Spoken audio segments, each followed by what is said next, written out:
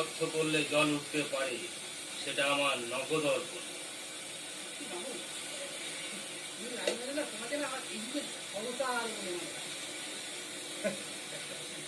100 টাকার জন্য তুমি তোমার অত দামি মোবাইলটি দিয়ে দিলে? মামা জিজ্ঞাসা করলে কি বলবে?